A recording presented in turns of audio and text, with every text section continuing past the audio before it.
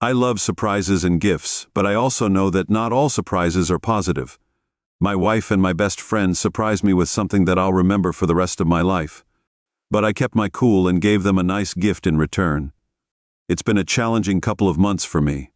I'm Danny, and the manufacturing company I was employed at closed down, resulting in over 200 people being laid off. This company was one of the major contracts. My wife Darcy works for the company that's gone through a lot of changes recently. As a result, her working hours have been scaled back significantly, which has had an impact on our finances. Our closest friends are primarily Darcy's college buddies.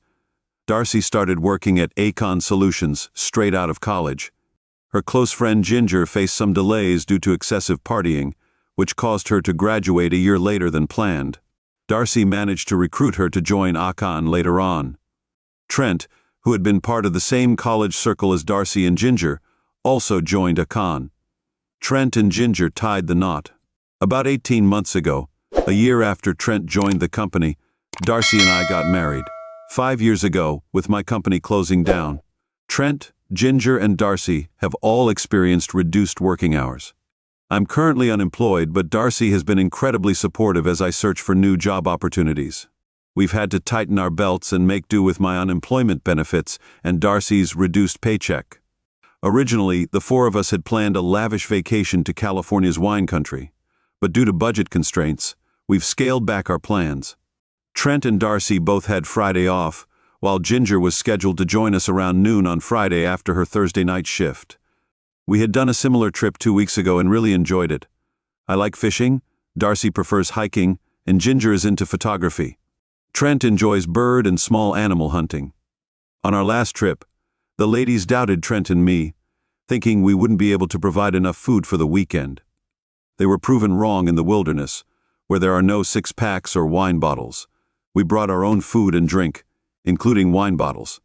Darcy and I arrived on Thursday evening, while Trent was still on his way.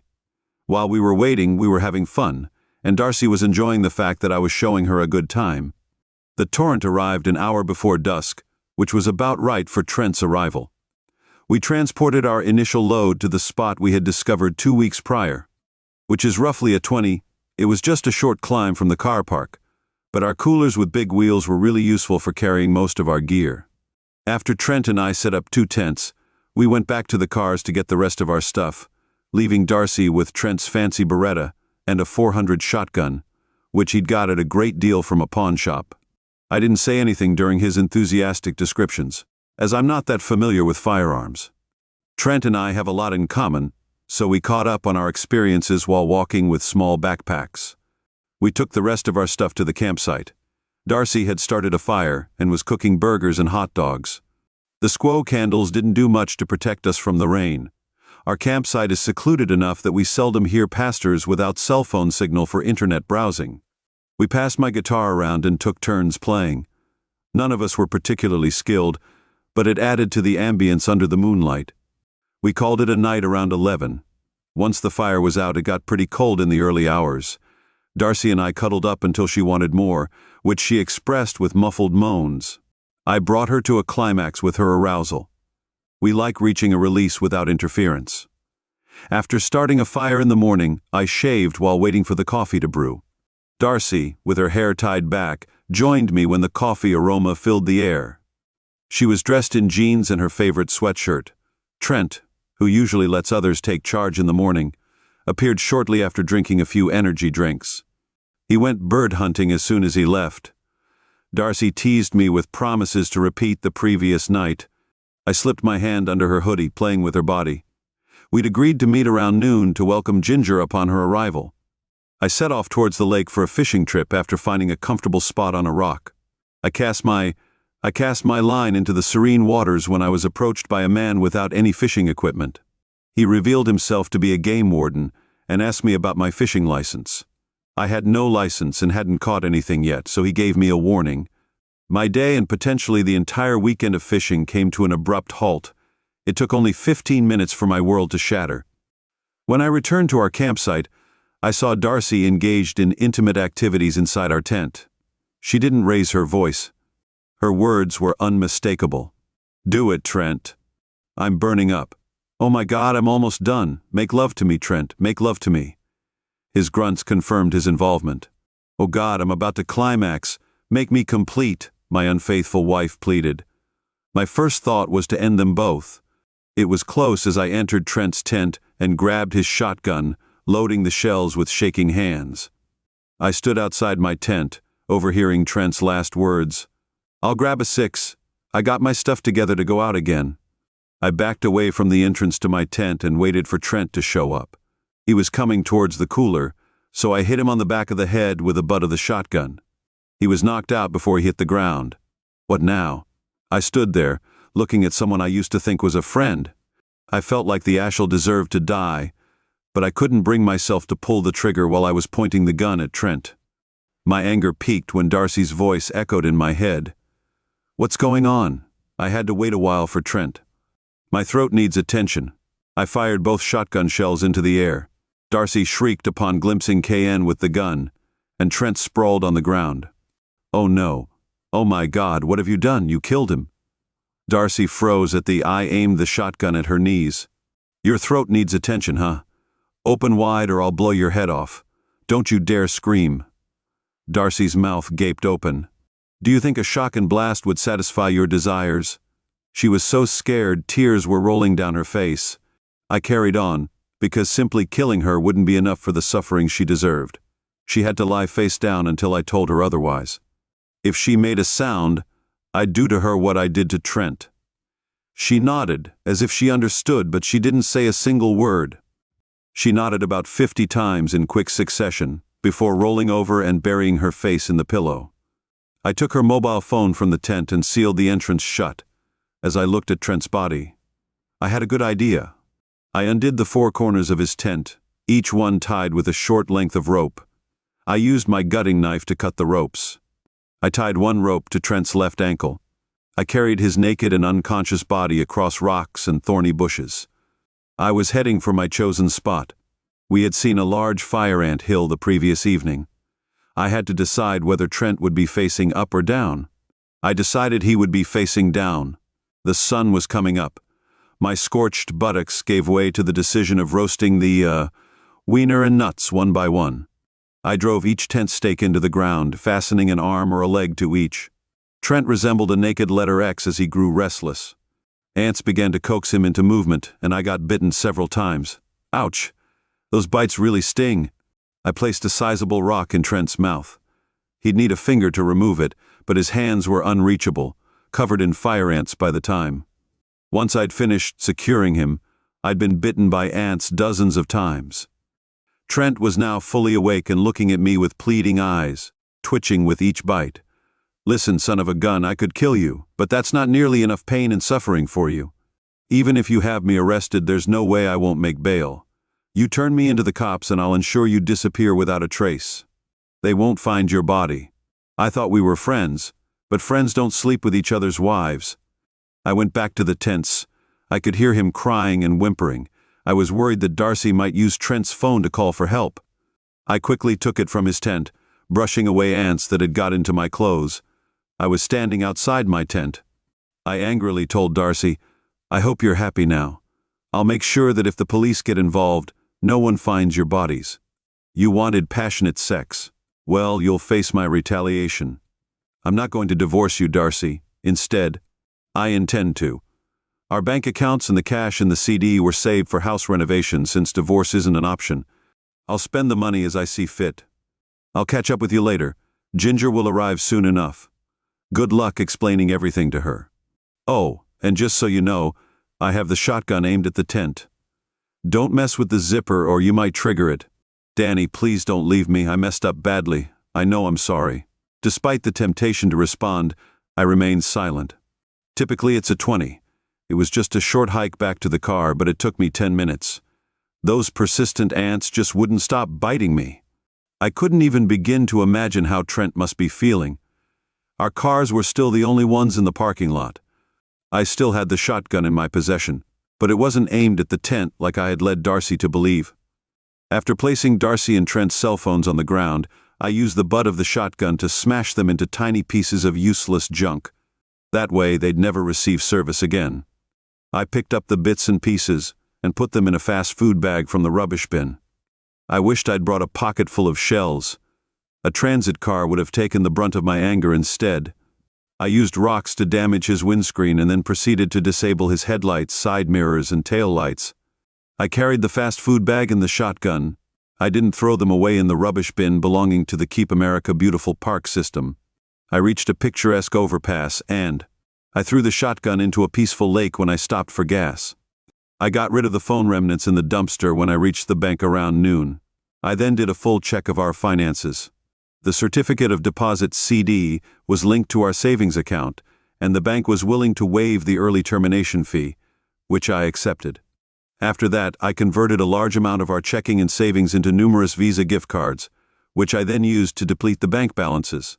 I went back home to pack what I thought I needed for my trip. What now? I'm probably in big trouble for what I did to Trent. At least I didn't hurt Darcy, but the emotional pain is intense, so I'm looking for a way out. I left my phone on the kitchen table and went to Walmart to buy a GPS blocker to stop my car from leaving a digital trail. I also added a burner phone to my shopping cart, with essentials like bread, sliced meats, and fruit. I also picked up a few packs of diet soda to keep up a semblance of healthy eating amidst the chaos. The quickest route out of the state was southward, and I felt immense relief upon crossing into the neighboring state after refueling. I used my new phone to send my parents an email informing them of my departure from Darcy in the state to dispel any rumors. I reassured them that I would contact them when possible. I won't sugarcoat it, the initial week was incredibly tough. It was 7 days and nights of self. I was in Brownsville, the southernmost tip of Texas where you can easily cross over into Mexico.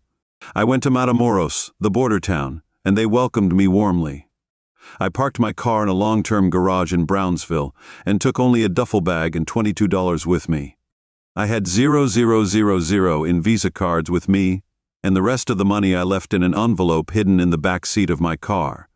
If someone broke into my car while I was away, they'd only find my custom PIN number for those cars. Initially, I wasn't worried because none of the other cars in the parking lot were tampered with. However, now I was slightly concerned. Perhaps they tow away the stripped vehicles. I traveled across Mexico using tour buses.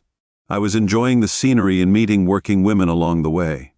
I felt guilty at first, but it gradually faded. I have no idea how much a prostitute costs back home, but they were quite affordable here. My finances were going a lot further here than back in the States, but I was beginning to yearn for life back home. If emails could make your ears burn, Derry came close. She was adamant that I knew it was. Ginger called for an ambulance and I was lucky she did. Trent had been on life support for several days, apparently due to fire ant bites, which can be fatal. I'd been bitten about 30 times and endured days of excruciating pain. Trent, however, had bites covering over 90% of his body. As a result, I could potentially face charges of attempted murder, but what evidence did they have against me? At best, it was circumstantial. There were fingerprints all over the tent stakes and hammer, but I could argue that I handled those when setting up the tents. My parents' emails showed they were disappointed in me, but they also understood the stress I'd been under and the shock of discovering Darcy's infidelity. I suppose parents always try to find the silver lining. I estimated that I could sustain myself for at least a year if my Visa cards were still in my... I was worried about my car in Brownsville. I thought my passport might have raised flags, so I decided to pay for a canoe ride to a deserted beach. It wasn't as idyllic as I'd imagined. I had to sleep on the beach in freezing temperatures, and I woke up to a lot of mosquitoes. I trekked back to the parking structure, which was a long journey. That took all morning, given the distance between the beach and Brownsville. When I got back to my car, it was untouched. I went west, stopping at a casino in Sunland Park, which is just outside El Paso but technically in New Mexico. I got a room at a nearby motel and had a hot shower. After a good meal of delivered pizza, I had a 12-hour sleep. I spent the afternoon watching live horse racing at Sunland Park and then had a sensual massage at a nearby parlor. I was feeling pretty sleepy by the time I left, so I spent another night near the casino before heading off for the West Coast. I spent some time wandering around Southern California without a specific plan. It's pretty relaxed there sometimes.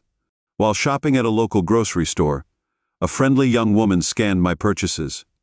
A gallon of milk in a plastic jug, a pound of hand-wrapped cheese in a plastic bag, a loaf of bread in a plastic container, a salad in a plastic box, and a bottle of mustard in a plastic squeeze bottle. She then told me that unless you have your own, we'll provide a paper bag. We've stopped offering plastic bags because of their environmental impact. I chuckled quietly as I paid for the paper bag and put my plastic items into it. I tried a few temporary jobs, but physical labor wasn't for me. It was a step up from aimless strolls through antique shops and idle hours on the beach. Everything seemed excessively planned, so I spent a few weeks in Nevada thinking about my future. I started to realize that I disliked the feeling of being adrift, and I missed my parents, though Darcy didn't. She wrote to say she was longing for my return, but there was no apology or explanation. I didn't respond after 2 months. I just steered my car home. I was a bit confused for a while, but I knew I'd get my life back on track. 2 days later, I arrived at my parents' house. I wondered if Darcy had kept up with the mortgage payments on our old shared home. I didn't feel like going past it when the weather was nice. My parents kept the front door open. I walked in and said hello. I didn't even drive past it when the weather was nice. My parents keep the front door open, and today was one of those days, so I walked in and said, "Hey, I'm back." "Danny, you're back," my mother said. "Hey Mom, how are you?" "I'm good, how are you? Are you just passing through?" "No, I'm not. I'm here to stay." "Did anyone see you?" "No, I'm tired of running. I need you and Dad to put this envelope in a safe place for me." "Why?" "Because I converted all the money I could get my hands on. I got some Visa gift cards before I left. These are the ones I have left. I told her your father is out golfing. I'm sure he'll be pleased. Have you been in touch with Darcy?" she asked. I said, "No. Why would I? I can't and won't live with her again. What would be the point? It would be like sitting in a stalled car on railroad tracks, just a matter of time before the next train wreck." I explained that my mom looked sad and remained silent for a while. "Have you had something to eat? I could reheat some leftovers or make soup in a BLT. She suggested that would be excellent. "Whatever is easiest, thank you. Why don't you take a you smell like you've been on the road for a few days." "I will too, because I have after showering, eating and napping." It was late afternoon and my dad had returned from playing golf. "Hey Dad, how did your round go today?" "It's just a small box on the scorecard." "They don't ask how many. Next time you have an open slot, do you mind if I join? I'll warn you now that I haven't played in a long time, so you're sticking around. I figure they might hesitate on offering. I bailed on them, but you came back. That has to count for something. I just don't know how eager they are to make an example of me." I don't know exactly how Darcy found out I'd returned, but she sent me an email warning that Trent was looking to settle a score with me. I hadn't even considered that possibility.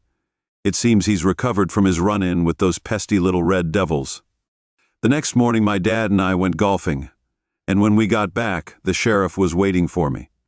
I was charged with aggravated assault and bail was set at $50,000. My parents used their savings to bail me out, and by noon the next day I was back home. I couldn't bear the thought of my parents losing their hard-earned $50. I knew I was in it for the long haul, so I was prepared to stick it out. Fortunately, my attorney believed they couldn't prove intent given the circumstances, so the charge of attempted murder was dropped when I got home. My mom told me Darcy called. She's on her way over to talk. "Thanks for getting me out of that mess." I went out to meet her car before she could even get out. She rolled down her window before turning off the engine. I said, "Hey, let's get started." Darcy looked downcast. "I was pretty immature, to be honest. I've aged a dozen years since you left. I wasn't supposed to find out, were you? Do you no longer acknowledge the past? Am I just supposed to overlook the fact that vows and promises mean nothing to you? What did you think would happen if I found out? I hadn't thought it through. I guess I hoped you'd never find out why.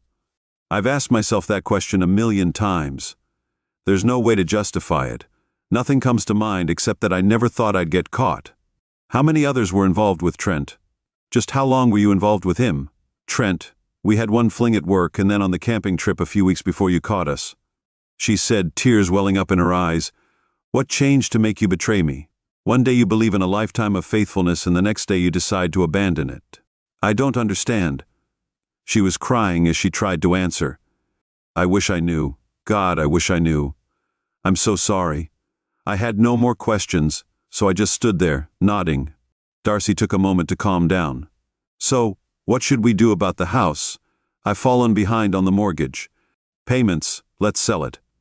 I never want to set foot there again, and I doubt you can afford to buy me out. You can keep the house since I took the rest of the money. Just have your lawyer prepare a quick claim deed." After a long silence, Darcy expressed her regret for causing him so much pain and for cheating and losing him.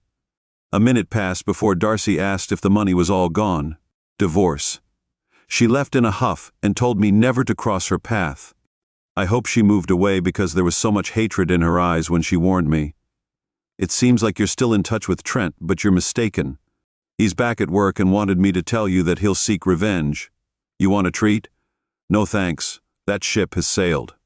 There was no malice in his tone, but Darcy became visibly emotional. I retreated back into the house, and a few minutes later, Darcy drove away. About a month later, I found myself at the 2. I had about a minute to get to the grill. I hadn't planned on going out, but I'd struck up a friendship with a girl named Lacey. It seemed like she came to the grill as often as I did. We saw each other there several times a week. At first, she seemed a bit hesitant when I bought her drinks. But tonight, she sat across from me as we watched some games. Our attempts at sports commentary were pretty bad. I was surprised when my chair suddenly tipped over, sending me sprawling. I jumped up, exclaiming, as I saw the man responsible, who I presumed was Trent. He had the most severe case of acne I'd ever seen. His arms, neck, and face were covered in deep scars. I forced a smile and said, "Hey Trent, you're looking well. Interesting, your face matches your personality." Lacey giggled, which seemed to anger Trent even more. He shouted, "You're dead, Danny. Start planning your funeral," before storming off. We locked eyes for a moment before Trent left. Lacey quickly informed I should have called the police.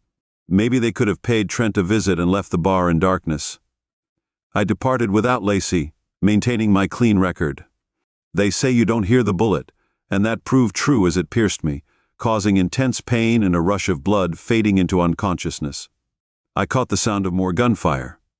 After surgery, I discovered those shots were the bar security. Trent was taken down, and I was hit by a rifle shot, which caused severe damage to my liver and intestines. If the trajectory had been slightly different, it could have been fatal or caused spinal injury. Jobless and uninsured, bankruptcy was a real possibility. The religious hospital transferred me to the county facility, which might have been their way of saying bless you.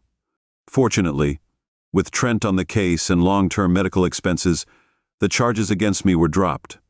If I had been jailed, the county would have paid for my treatment. It was a win. The only downside is that Trent is still around.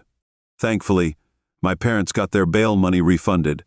I got a get-well card from Ginger, who was sorry for Trent's behavior and wished me a speedy recovery. There was no return address, though. I was hoping for visits from Darcy or her family, but they never materialized.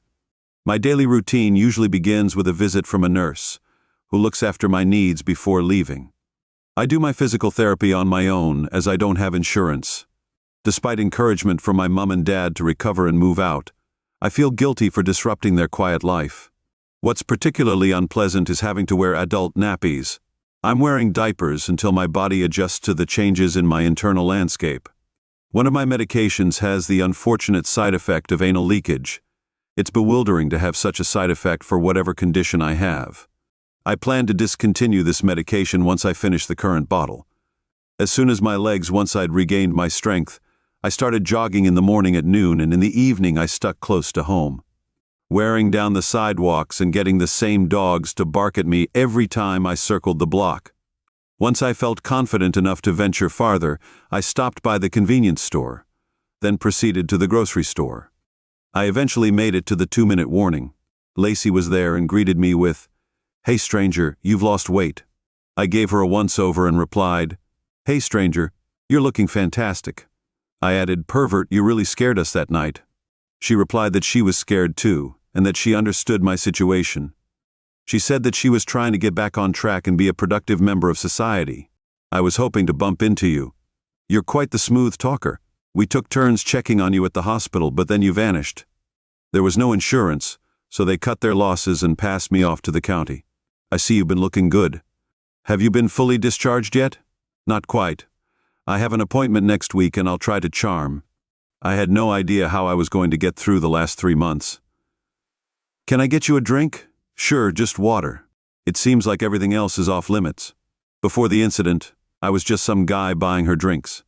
Now Lacey was more open with me. Turns out she and her mother owned the place, since I wasn't exactly in a position to pursue her.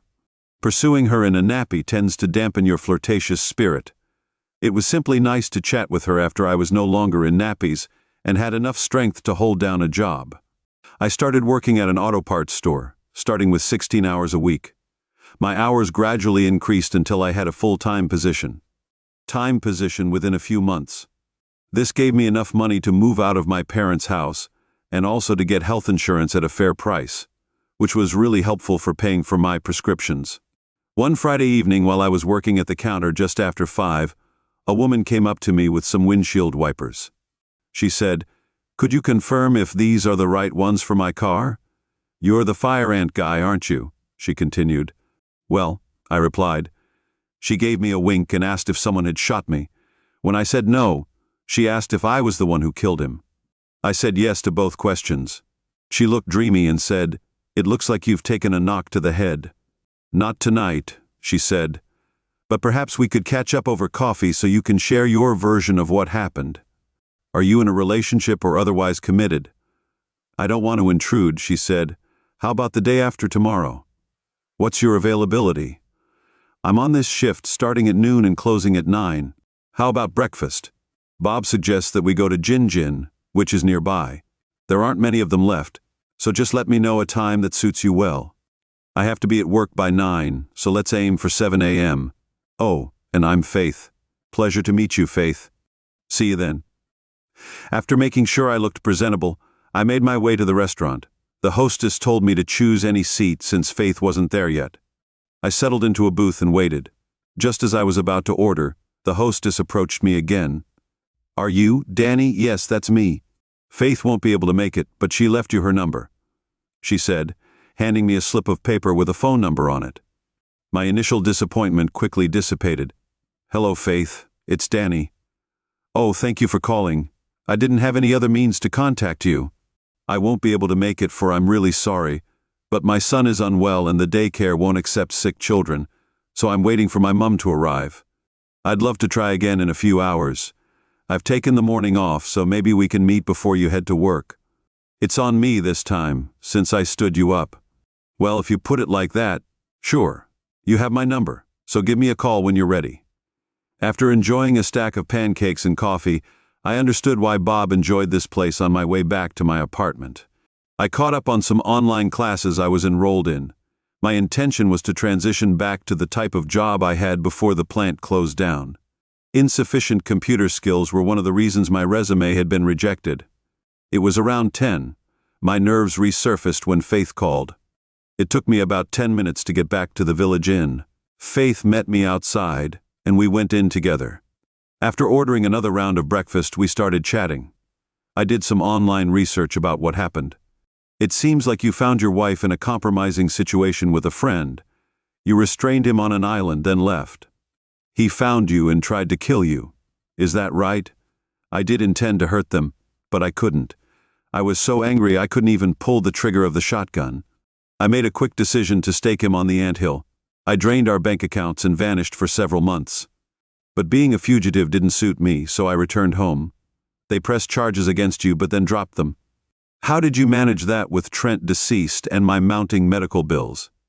"It was more cost-effective for them to release me without a victim to pursue. It ultimately came down to finances." "Well, it seems to have worked out in your favor." "I suppose so, yet you have to live with the guilt and the medical issues that resulted from being shot." "What sort of medical issues do you have?" "I seem to be in good health. I suffer from intestinal and liver problems. I've had to give up alcohol and spicy foods, but let's shift the focus. You mentioned having a son, but claimed not to be married. Can you elaborate?" "In college, I got pregnant after being drugged at a frat party. I could try to locate the biological father. I'd prefer my son to have no contact with whoever was involved that night. Whoever he is, he's a despicable person. Fortunately, my dad is a great father figure to my son." "How old is your son?" "He just turned 4. Let's see. You must be around 25, which is close enough. I'm 29. What do you do for work? I work as a receptionist. How long have you been at your job? Just a few months. I used to work at a factory that closed down. I was in charge of inventory control, but there's no demand for that skill around here at the moment. Are you divorced? It's in progress. Family court proceedings take time. I only filed after the shooting incident. Then there's a 6-month waiting period. We've been separated for a month now, and the paperwork is all done. We're just waiting for our court date next month. I don't even need to attend. I'm not interested in reconciling. I haven't seen her since a few days after I got back from the hospital. She didn't even bother visiting me after I was shot. You see, she's indifferent about it. Did you ever think that? Did she ever truly love me? It hurt me deeply when it happened. You don't react that strongly unless your world is shattered. Then came months of questioning my self-worth and what went wrong. I could dwell on the past or focus on the future.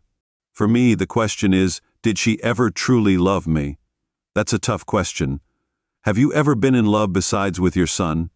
Faith teared up and I interjected, "Never mind, I shouldn't have asked. Here comes our breakfast." We dined in a subdued atmosphere, and then Faith reached across the table, placing her hand on mine. I replied, "We'd agreed to wait until graduating to get married. When I got pregnant, he completely cut me out of his life. He knew the child wasn't his." "So, do you still love him?" "Not really. Some parts of my memory still long for what we had, but he abandoned me when I needed him the most. I shouldn't have gone to that party, but being drugged and raped was never part of the plan." "Did you report it?" "Yeah." What a joke. Campus security did nothing, and the local police couldn't intervene since the state gives full legal jurisdiction to campus security. Campus security has jurisdiction over campus issues. It's a way of shielding the university from liability. If they ignore complaints, it's like nothing ever happened. I had no idea that was terrible. Let me tell you about it. We ran out of time. Let's go. I'll install those wiper blades for you. I left them at home. You'll have to drop by and do it some other time. My schedule is all about work and online classes, so just give me a call whenever. Thanks for buying breakfast. Next time it's on me. Sounds like a plan. "Danny, it was nice getting to know you," she said, giving me a peck on the cheek. "Have a great day." I had this feeling that I knew Faith, even though there was a big age difference. She must have been someone's younger sister when I was in school. Looking back, it felt like I was remembering things from a long time ago. Faith called me during my break at work. I called her back, but it went to voicemail again. I started getting missed calls as I rode my bike home. I got home from work and Faith finally managed to get through. We hadn't been able to connect earlier. She said hi and asked how I was. I told her I'd just finished work and my car wouldn't start that morning, so I'd had to bike to work. I was taking a new battery home. I asked her if she wanted to hang out that weekend. She said she'd love to. I told her I was working both days from noon until 9. "I'm free on Monday and Wednesday, so how about we have a picnic breakfast with Charles?" "That would be great. Just let me know which day you'd like to go. I'm free on Saturday, so how about we meet at Columbine Park by the rec center at 9? I'll be there." "Oh, before you go, I have this feeling we've met before." "Have we?" "Yep. See you Saturday?" Ta-ta, and the call ended. What a tease. My thoughts were all over the place. The thrill of dating had returned, bringing with it a flurry of questions. Was Charles someone truly exceptional from the start? Could I even be a good role model? The long absence of intimacy made these decisions even more difficult. Taking it one day at a time became my guiding principle on Saturday morning. My nerves were in, I was really excited, and I was waiting in the car park until I saw Faith, while Charles went off to the swings. "Have you been waiting long?" "I didn't want to keep you waiting," I replied with a smile as I admired Faith's shorts. I was caught off guard. "Do I pass muster?" "Well, that's a loaded question. Obviously you do, but you already knew that. I bet you tried on a few outfits before you came here. Maybe Charles seemed unsure about me until I started pushing." Faith sat on the blanket watching me interact with Charles. I felt I had passed the initial test. The date ended with a satisfying, passionate kiss. My heart was soaring. It felt good to experience this again. Faith and I continued seeing each other for another month before we took our relationship to the next level. It was passionate, primal intimacy. Both of us had been without physical connection for so long that it wasn't about making love. It was about. We were both happy to give in to our primal urges. It was a great feeling to be desired by someone who was willing to have sex with me. Faith liked it when I touched her breasts in the early hours of the morning. She was good at getting me excited again. A week later, we started having sex. I wasn't very good at oral sex, but Faith really wanted it, so I tried my best. After a month of exploring each other's bodies, we started talking about the future of our relationship. One night, Faith was lying naked beside me and she asked, "Danny, are we exclusive?" "I hope so," I replied. "Since our picnic, I've only had eyes for you." "I feel the same way," she said. "Should we commit to exclusivity and forego using condoms?" "I'm fine with that," I replied. "But I believe I'm clean, and I'd like to get tested for STDs just to be sure." "I'm happy to confirm that," I offered, "and I agree. I also believe I'm clean." She said that was our first step. We went for testing together and shared our clean results. We stopped using condoms, and Faith shared her birth control details with me. Our next deep conversation occurred around a month later. It was similar to when Faith playfully squeezed my testicles. I believe we've fallen for each other, but we still seem cautious in our intimate discussions. "Do you trust me? Do you see women as a whole, or do you still view us through the same lens?" Well, the initial hurt cuts the deepest, so subsequent relationships often suffer unfairly. What about you? Do you still resent men as you did your ex? As you said, the heart dislikes pain, so our defense mechanisms kick in involuntarily. Did you ever figure out where we first met? Not entirely. I figure for me to remember your eyes, we must have crossed paths a few times. In the space of a few days, the plot thickens. I don't want any hints. I want to solve this. Were you a receptionist when we met? Yes, I was at the factory. You've got it. Front desk? Yes, you rarely use the front entrance, so I only saw you when you had meetings in the conference rooms. I see.